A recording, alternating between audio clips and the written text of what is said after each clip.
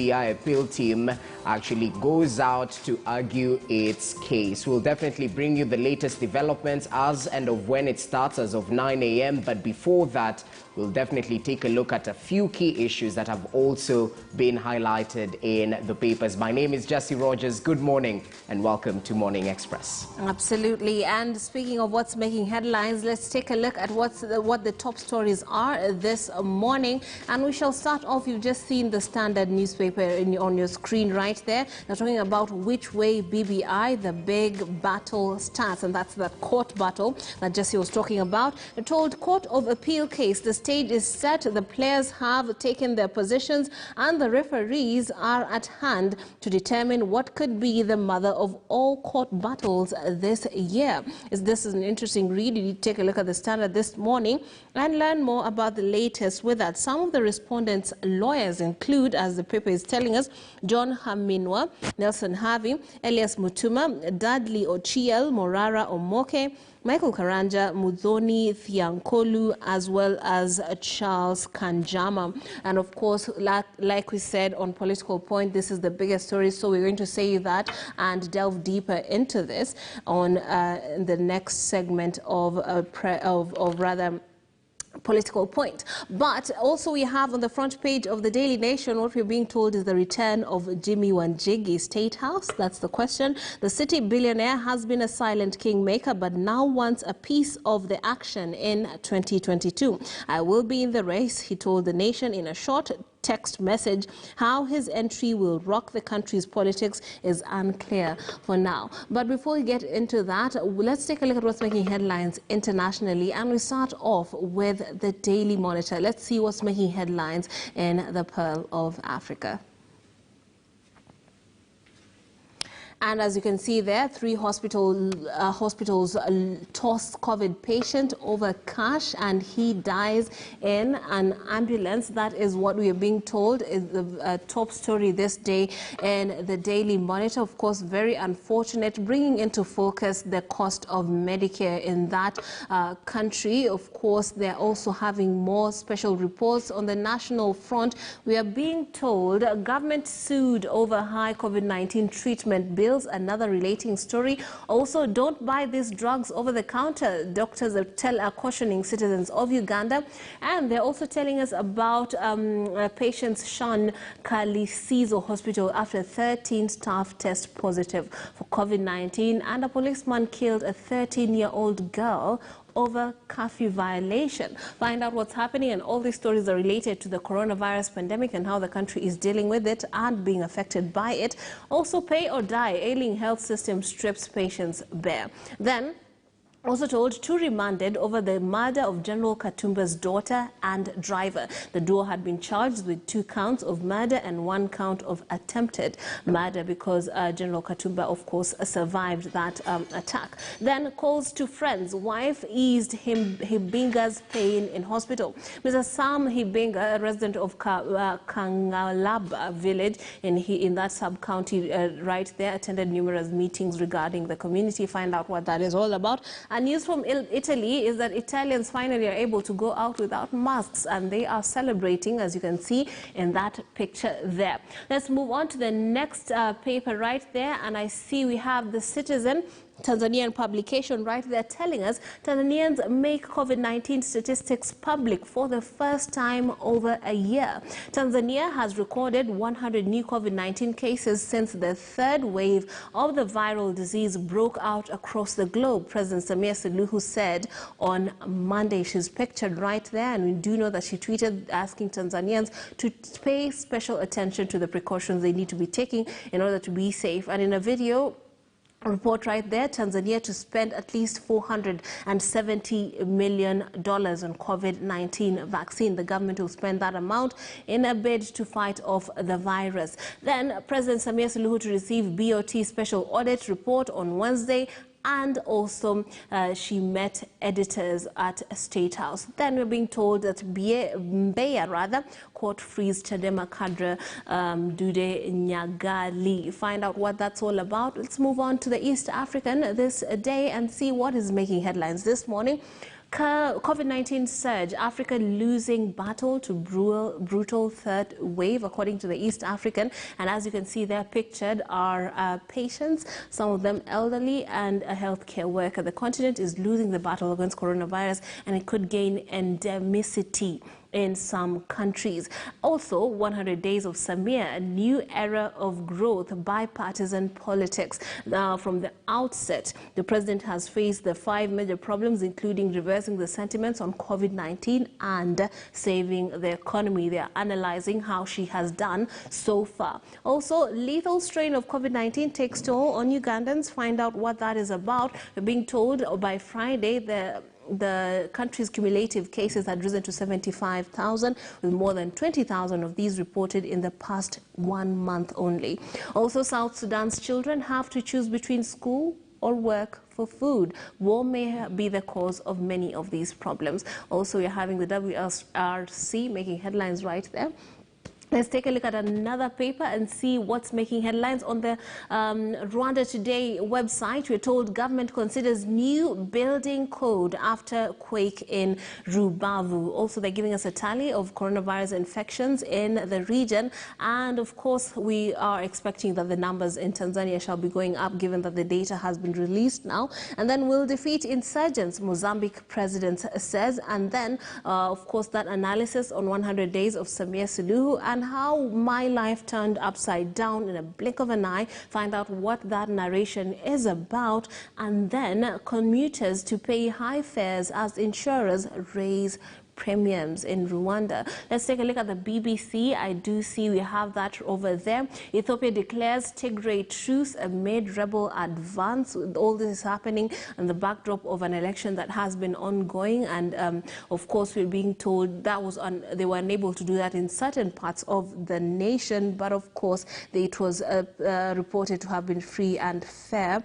Then we are told stolen Picasso painting found in Athens, and the wards battling India's deadly, fungus epidemic. And this fungus epidemic is coming off of the treatments that are based on steroids in India that were quite favored by the doctors. But of course, they have had now a very devastating effect on some of the patients. Also, we're having news from Mexico and all parts of the world. And orphan slums in woolly jumpers, warm hearts. Of course, that word warm hearts right there. They're cute and pictured right there on the page, this page of the BBC.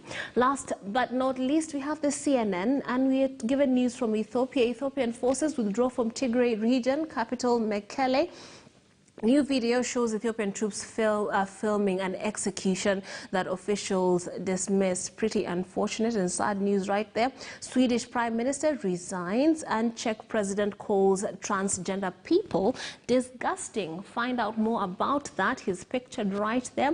Also, other news from Europe tell us that European Union enshrines net zero and emissions targets into law. French far-right falls short of regional elections ahead of presidential vote, and the Swedish Prime Minister Stefan Löfven resigns in the wake of no confidence vote. Also in the US warplanes fly first combat missions of foreign aircraft carriers since World War II. And for the African section of that website, we're told Zandile Ndlovu calls herself the Black Mermaid, and she's helping South Africans fall in love with the ocean. And take a look at that. She's looking very peculiar in adorned or in all blue. And then that video of the massacres in Ethiopia, and then meet, of course, more details about the Black Mermaid and what she's doing to raise awareness about the oceans and helping South Africans love the ocean. That is the CNN. Now let's shift gears to local news, and of course, as usual, we take a look at what's making headlines in the Standard and the Daily Nation. And joining me is Honorable James Mwangi Gakuya, legislator right here, regular here on the show, who's going to help me take a look at these stories and, of course, analyze them accordingly. The biggest story, of course, like we said earlier on, has to do with the BBI and the battle, as the papers are calling it, that is afoot. And we're told, on the front page of the Daily Nation, BBI fresh legal drama as appeal hearings start. Attorney General IEBC score big win on day 2021. Honorable Gakuya, thank you so much for making the time to join us on Morning Express. What do you make of what's transpiring on the front pages this morning with regards to the BBI? Thank you, Trix. Allow me to salute the viewers wherever they are. And on the matters appearing on the headline of the Standard paper, these are matters to do with the redress of the appeal, the BBI case, and this to me is not anyhow surprise, because each and everybody expected that in fact there's such a panel, and it's fortunate that already we have a panel of 7 judges. That we are expecting that they will be able to pronounce themselves and listen to the evidence from both sides, both the petitioners and the defendants that actually are defending this particular the popular BBI. To me, I am sure that in fact what is very important for now is the court to take in caution that there is what we call timelines, and the timelines are the only things that can give life to this particular bill, because it is very clear that our constitution is very clear that no single amendment can be able to fail 1 year to election, and therefore we have only one single month of July that this matter can be prosecuted and a verdict given before we approach August. Because once we get into August, things will be more staggered. That actually August marks the deadlock of that particular amendment. Because even though the court can give a room for or a life for the BBI, anywhere after August 8, then there is no room for it until maybe probably after an election, because the constitution does obstruct that. All right, Honorable Gakuya, we're going to get deeper into that on Political Point in the next hour or so, but I'd like to draw your attention to yet another story that's making headlines. On the front page of the Daily Nation, we're told, according to Ruto, what Mount Kenya politicians are fearing: fear of crowded primaries in DP Ruto's United Democratic Alliance, fueling the establishment of fringe parties in the region. And let's take a look at this story to also get us further into the discussion. The 2022 general election appears to be a different ballgame altogether for the key players as the vote hunt now turns to the diaspora.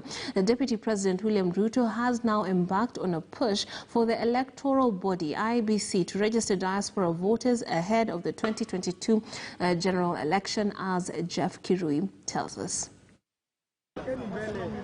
With just slightly over 1 year to the general election, political players are back to the grassroots to mobilize their support base to register as voters. Amenipangia sana, lakini na mimi pia nimepanga. The focus now shifting to the diaspora vote. Deputy President William Ruto now turning to Kenyans abroad in a bid to tilt the political scales in his favor. Over the weekend, Ruto had an engagement with a group in the diaspora.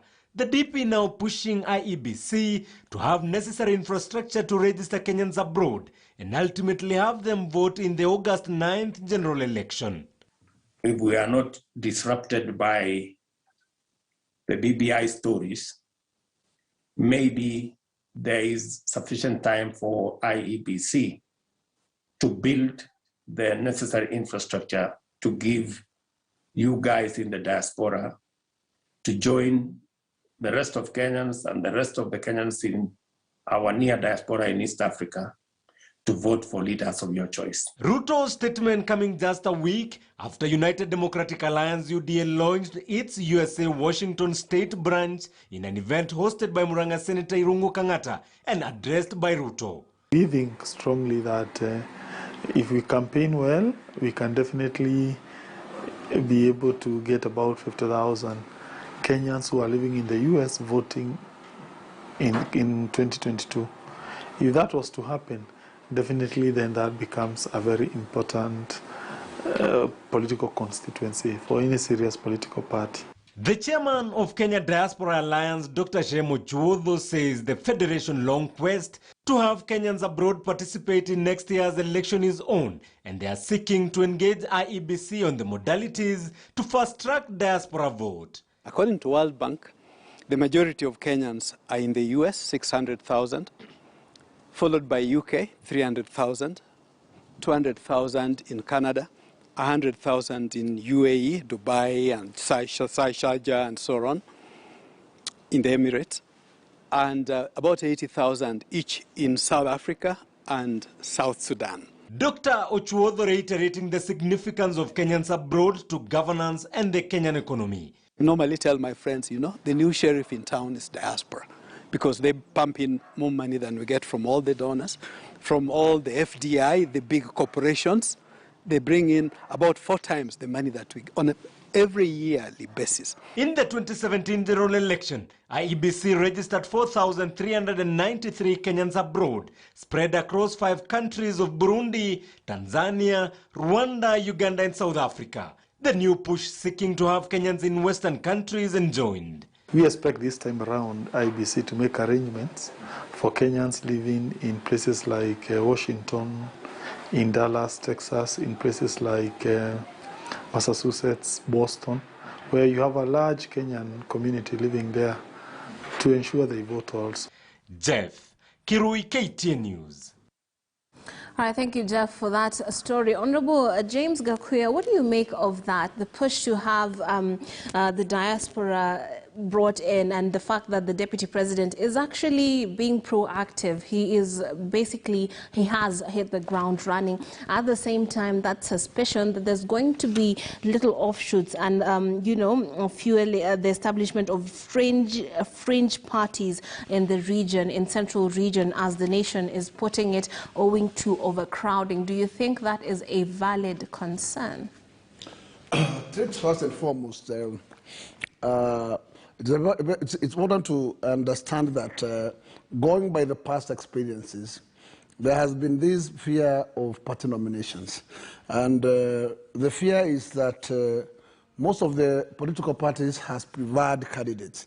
And it becomes tough when a candidate competed and used all his resources in campaigning, only to find that he won fairly, but actually he's denied a certificate of win in nomination. So that fear is ever there, and that's why you realize that, in fact, most of the people, after being knocked out in those nominations in a manner that it is not the right way, actually ended up in engaging themselves in the independent candidatures.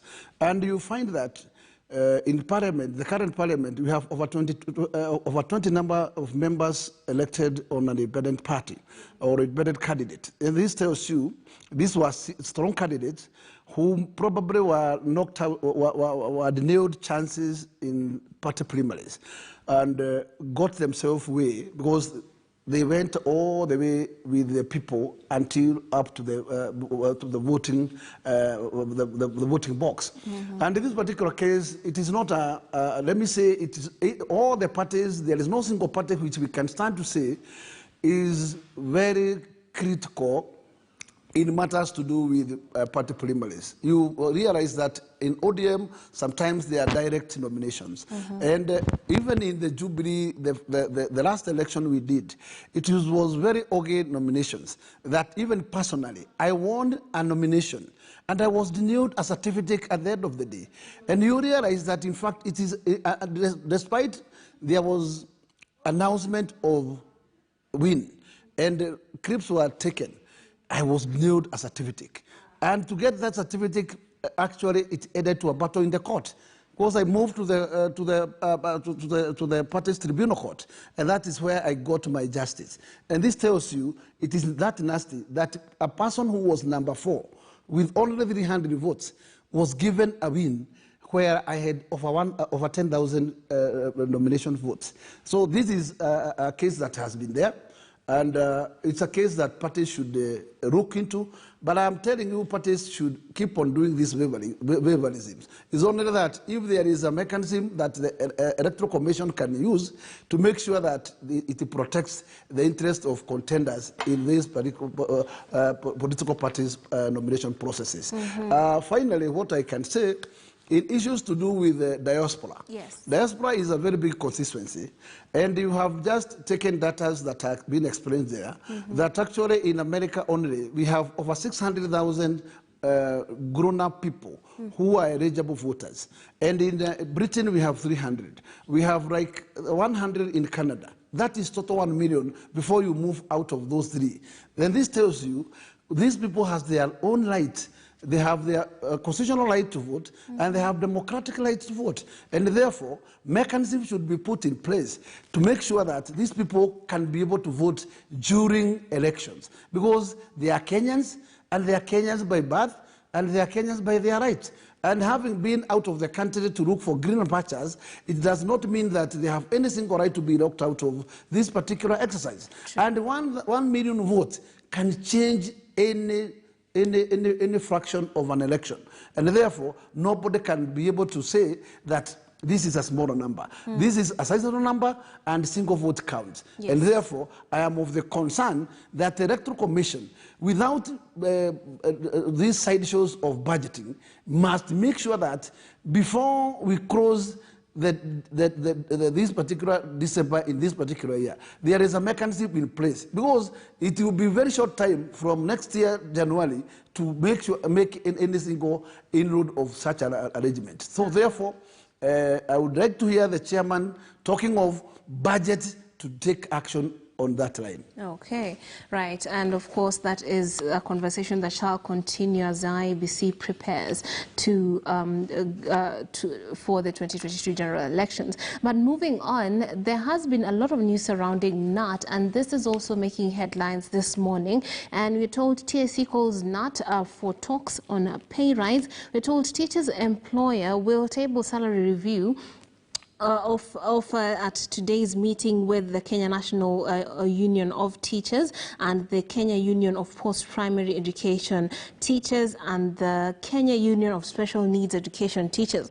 Curiously, invitation letters for the talks were dispatched on the day the long-serving Secretary General Wilson Sossion, who's pictured there, tearfully resigned. This is also making headlines right here on the Standard. We are told 10,000 teaching jobs up for grabs as TSC fails slot. It seems like the fact that, or rather it's being implied that the fact that Wilson Sossion stepped aside is having the wheels turning. It seems like he was not favored by the TSC, or rather he was not enjoying goodwill from that organization. What do you make of that, Honorable Gakuya, and perhaps the difference between the NAT of old and the NAT of today in terms of their impact in teachers' affairs?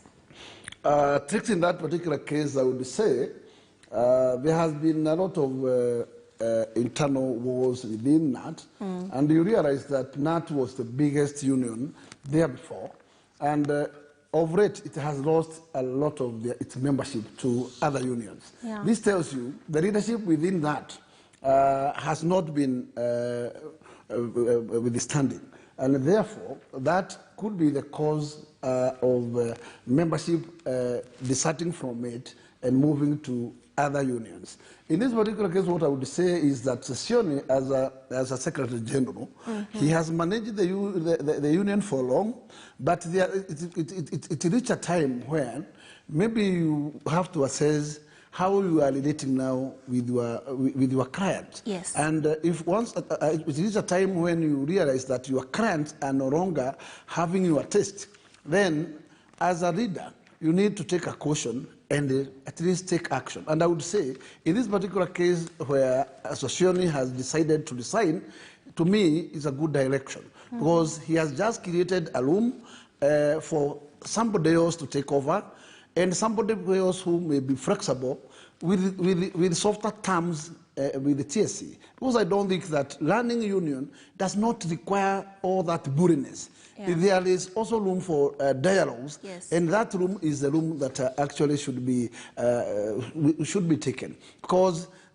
we all live in this country. Mm-hmm. We know this country when it is in what we call crisis, and when we have our calamities, we cannot expect that is the same time when the union should wake up and stamp what we call demands over increment. But at least, because at least there is what we call pending CBAs, and where until to date that has not been honored.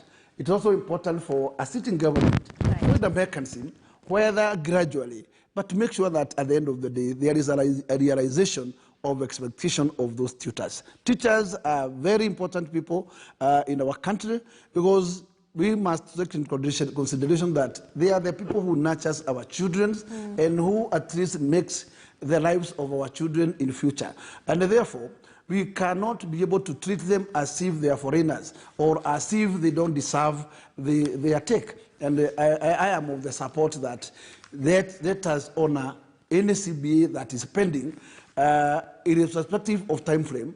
There can be a time frame expanded, but make sure that at the end of the day it is fulfilled, because we cannot keep all the time trying to take what we call side issues in this matter. Absolutely. And let's also, speaking of those who deserve better, let's take a look at the front page of the Daily Nation this morning. A very unfortunate situation is being painted of what's happening in hospitals. On page 8 of the Daily Nation this morning, we are told patients are left to own devices as hospital runs out of oxygen. Now, bring your own oxygen is the title being given on the front page, and they're telling us an acute shortage of oxygen at Kakamega Hospital has forced patients' relatives to ferry cylinders to the institution to save the lives of loved ones as the COVID-19 crisis in Western Kenya worsens. What do you make of this? These are scenarios we are seeing playing out in countries such as India, but now we are having situations playing out in our own country. What do you make of this? Trix, what I can say is that there is a failure in leadership, and there is no way that you can expect a client has just moved into a hospital looking for services, only to be told that you cannot get this service here unless you come in here with your oxygen. To me, it's a rude shock, because first and foremost, one has moved to a hospital to seek for what we call assistance or a medication, and then you are turning somebody back, telling him just come with your backups, because here we cannot be able to provide.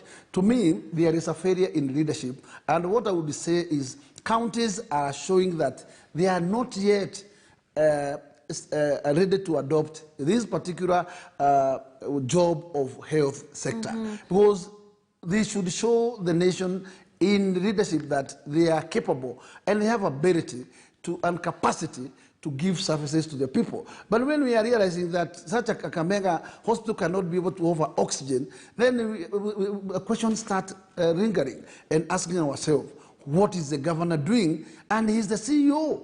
Yes, because I believe the CEO is to make sure that he have what we call upper hand actions without delays. And at this particular moment, since he realized that there is this kind of staff of oxygen, action should have been taken, and we could now have what we call news that oxygen is back to Kakamega. Absolutely. Yes. But then when you look at that, your analogy, you'd put blame on the county government, but at the same time, we do know the problems they've been having when it comes to funding and, of course, the smoothing out of the devolution of health. What do you make of that angle of it? And do you think all blame really needs to be at the county level?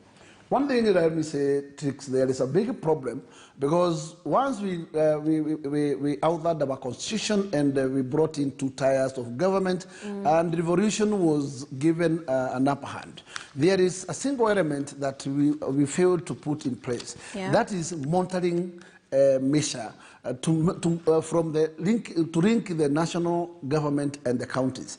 This is on matters how to monitor the resources that are being changed from the top down there. Yeah. You cannot tell us that once grants are given, and those grants are purposely entitled to move to Unit 1.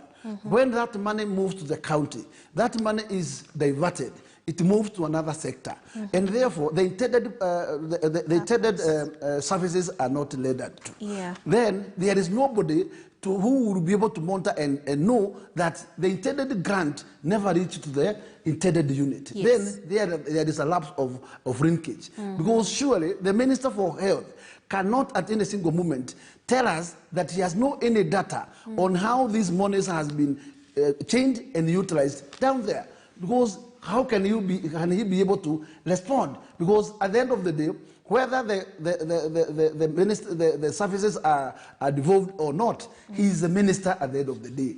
And he must address issues to do with the counties together with issues to do with the whole nation. And therefore, what I would urge is that there has to be a policy that we will be able to check the disbursements of resources and how they are utilized down there, because we get lost and we are only expecting one person who is an agency, who is auditor, and auditor who does not audit every single year and who makes audit of every maybe 6 or 7 years backlogs. Then it becomes that things happened haphazardly and nobody realized at the right time. So in this particular case, I would say, yes, the government should bring a policy on how to link on and monitor the usage of resources down there. Number two, the Constitution is very clear that the devolutions must get their dues in time and in good time.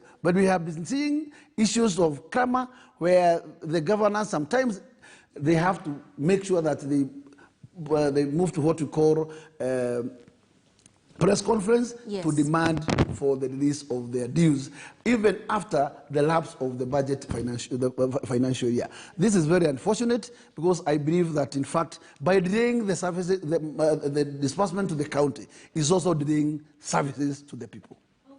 Now, in the absence of this being something that has been figured out, do you think they should reverse it and perhaps just rethink the whole devolution of health services? Because this is a very sensitive docket. At the same time, there is need at the county level to have the services devolved. So do you think it should all be reversed and then maybe post-pandemic or at a better time they can now figure out how to actually handle health? In fact, it is important to understand our constitution is not cast on a stone. And our constitution was crafted by human beings. Yes. And therefore, it is amendable. And issues to do with health services, it is not going well. And nobody can be able to sit down here and convince Kenyans that things are going well when hospitals are empty without any single medicines. And we are saying that we have devolved the services to the people with empty facilities. And in this particular case, it tells you here it is a case study.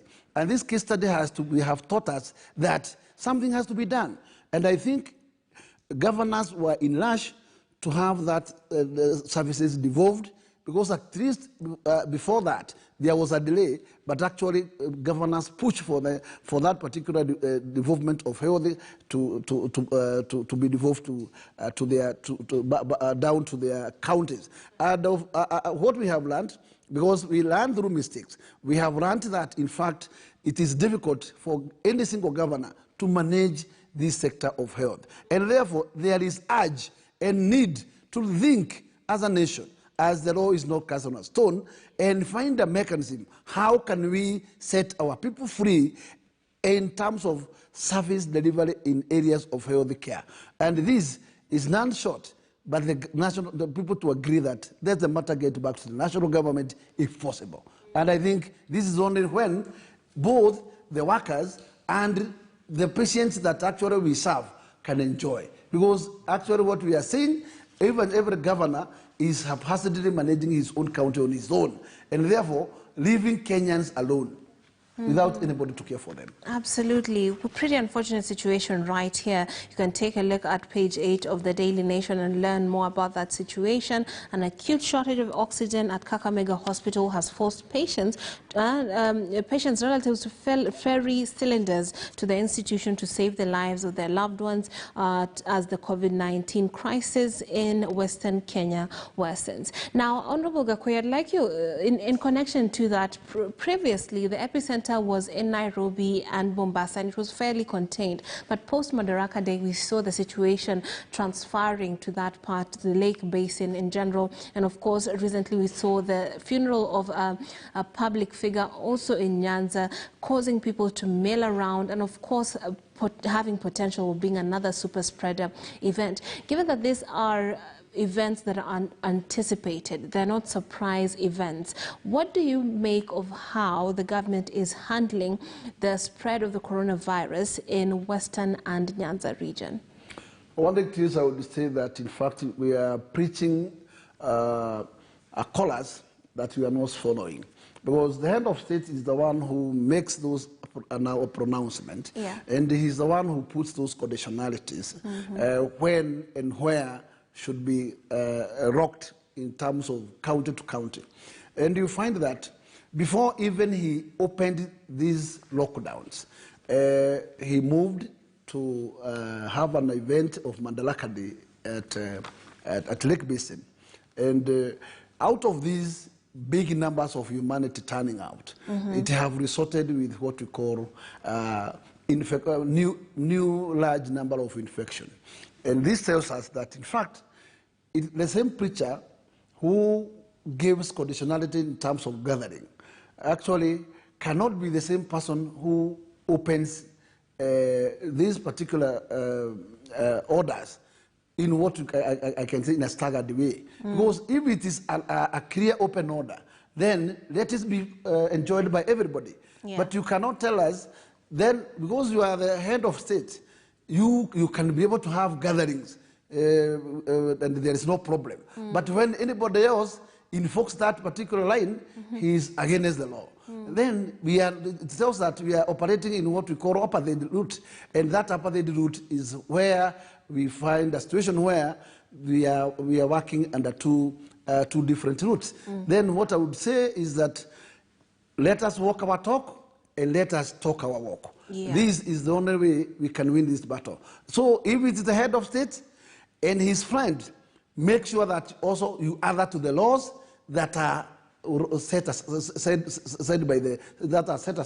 by the Ministry of Health, including the executive. And that is the only way we can win this battle. But when it comes that you can enjoy this facility yourself and it cannot be enjoyed by somebody else, that is primitive to me. Absolutely. And trying to work. Absolutely, because the reason why I asked that is because some of these situations with our health facilities, the struggles they're facing have been in the public domain, they have been covered by the press, so they're no surprise. So the next best thing I would imagine would be to prevent spreading of the virus in certain areas, but at the same time we're having situations where and events where the opposite is happening, and now these local hospitals are being overburdened, and this could actually spread to the rest of the country. It is 2 things, even though there before there was indication that in Kisumu there is that growing number of infections. Yes. And people are talking of India infections what is now copied in Kisumu. Yeah. But I would say that could not be in Kisumu. We could have realizing that kind of incident in Mombasa. Right. Because Mombasa is where they are under Indian Ocean, which we can compare with the Indian Ocean on the other side of India, but not Lake Basin, not Kisumu. Yes, because in Kisumu, somebody cannot tell me that in fact it is of any different with Mombasa, and therefore, if Mombasa it is contained, therefore why not contain in Kisumu? Okay, yes. Let's go on a break. When we come back, we shall take a look at other stories that are making headlines here on Morning Express. Do stay tuned for that, and remember we have Political Point later on. We'll take a look at the very latest. The biggest is this